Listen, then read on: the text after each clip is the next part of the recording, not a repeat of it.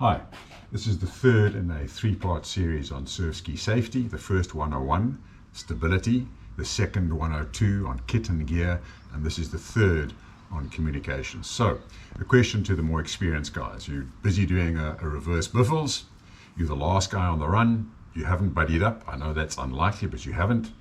You break a steering line, the Widowmaker Westerly comes up, it's blowing 40 knots plus, you're getting blown off to India, you're out of cell phone range, you can't call the NSRI, what are you going to do? So in this video we cover number one, orange stickers and their role in communication, number two, the phone, and then number three, the alternative, which in my case is a personal locator beacon called the Rescue Me. And lastly, we introduce you to our very own Mr. Safety of the Miller's Run, our own Poseidon, our own King Neptune. Okay, let's jump into it.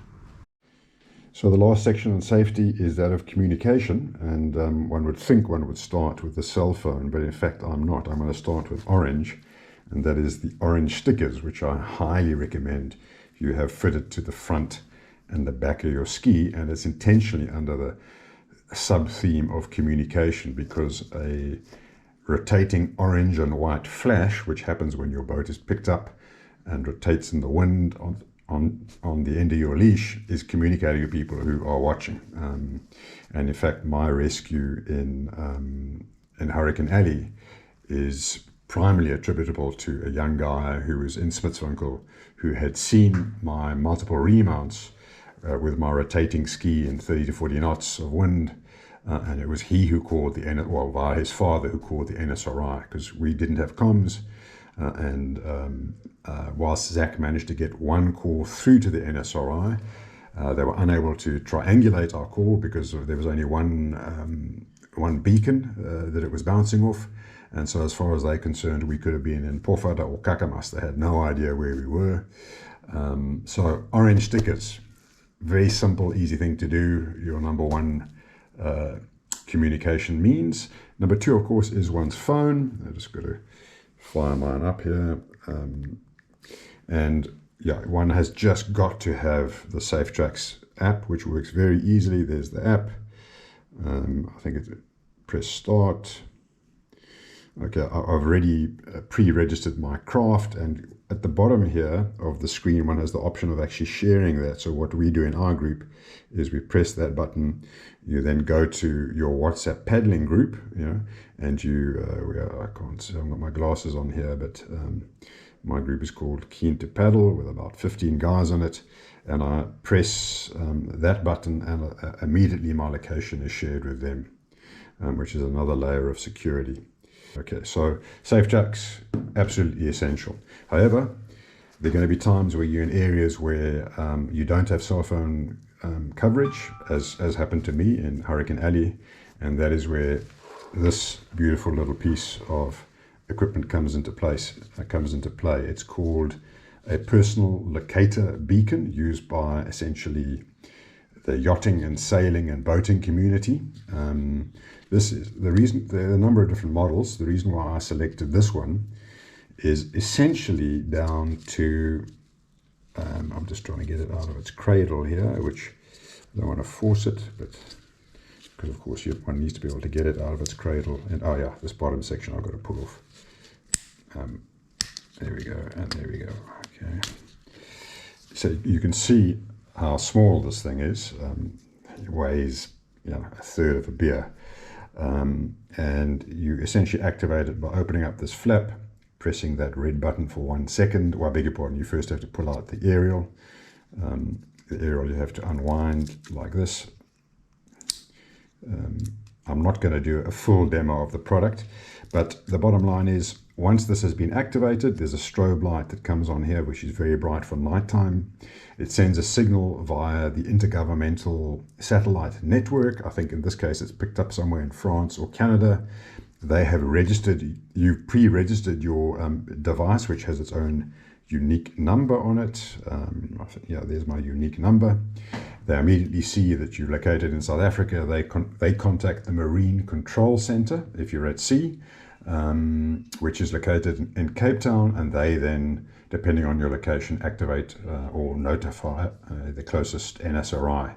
And for me, the reason why I like this is that it has two signals that it sends out. One is that via the intergovernmental satellite network, and the other is it actually puts out a homing signal that can be picked up by the NSRI craft, so that as they're approaching you, they can lock in on your homing signal. When Zach and I were, well, when I was rescued with Zach's assistance in Hurricane Alley, we could see the NSRI boat a couple of kilometers away. They couldn't see us, and this, so it took them quite a while once they got into Smitswinkel to eventually pick up a bead on us and come and rescue us. NSRI has an army of coastal watchers stationed along the entire length of the South African coastline. In the event of the receipt of an emergency call, they contact the nearest located watchers and maintain contact with them during the coordination of a rescue attempt. So that's another reason why the placement of orange stickers on your ski is so important, as this maximizes the prospect of your being spotted by the coastal watchers. A couple of other features about this is that, number one, there's no subscription for this, okay, unlike some of the other devices that you need. It's a once-off fee. I bought this about a year ago, I think 7,000 Rand. Of course, the big disadvantage compared to a radio is that you can't speak to or communicate with anyone, so you haven't got that assurance that that help is on the way. And Rob Mousley has in fact told me about one chap who's previously activated this, but pulled out his aerial, but then stuck it into his life jacket, whereas the aerial has to be exposed in order for the signal to work. So in fact, in his particular instance, it didn't work. So yeah, Richard Kohler, the first guy who to paddle across the Southern Atlantic, relied on this. So if his radio was down, this is what, and he was in an emergency situation, this is what he would activate in mid-Atlantic. If it was good enough for him with his crazy adventures, then it's good enough for me. So no video on the topic of safety made by a member of our club is complete without referencing our own Poseidon, our own King Neptune, Rob Mousley. Rob, we are extremely grateful as a club to the incredible voluntary work that you do in keeping us safe. Number one, from the South African Navy, whose two primary activities seem to be loading explosives onto Russian ships, and if they're not doing that, they're doing their level best to blow us out of the water. And then of course keeping us safe from the dreaded cousin of the Cape Doctor, the Westerly Widowmaker. Rob, thank you very much. A couple of interesting facts about Rob is that, number one, is that his personal best for a Miller's Run is 43 minutes and 10 seconds, way faster than my goal of 45 minutes. I haven't yet clocked to 50, and in my Can't Be Down journey, I'm aiming to do that in the next 2 to 2.5 years. And what's relevant here is that Rob achieved that personal best as a 58-year-old, as I recall. And that's not far off where I am now. So even though Rob has 20 years of experience and 18 years more than I have, I take great encouragement from the fact that he achieved that PB as a relative old-timer. Second fact is that Rob is currently on Miller's Run number 911. 911. I mean, I'm on 96 chasing 100. He's on 911 chasing 1,000. It kind of puts my experience into perspective. So I'm still a rookie, maybe just with one pip on the shoulder, but that's relevant to my next topic, which is skydiving. One of the sub-channels that's going to be featuring on this channel is that of survivor stories. So in my 20s, my wife and I did nearly 3 years of skydiving, and in the skydiving community, you're not out of your nappies, you're a no one until you've done 250 skydives. I mean, I was rubbing shoulders with guys who'd done 3,000 skydives. My skydiving career was cut short by an incident that led me to enter an extremely exclusive club that you can't enter by membership. It's kind of an involuntary membership, and that is the survivors of a double skydiving malfunction. So that's when your main parachute and your reserve parachute fail on the same jump. Obviously I survived to tell the story, but I'm going to be telling that survivor story only after I've shared the absolutely incredible story of 20 years ago of the great white shark attack survivor from Scarborough.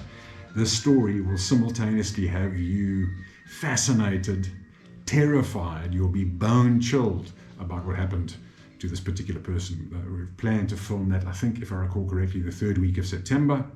So a bit of luck, by the end of September that story will be ready for airing. But please, until such time as we have 1,000 subscribers on the channel, no money is going to the NSRI, so please sign up.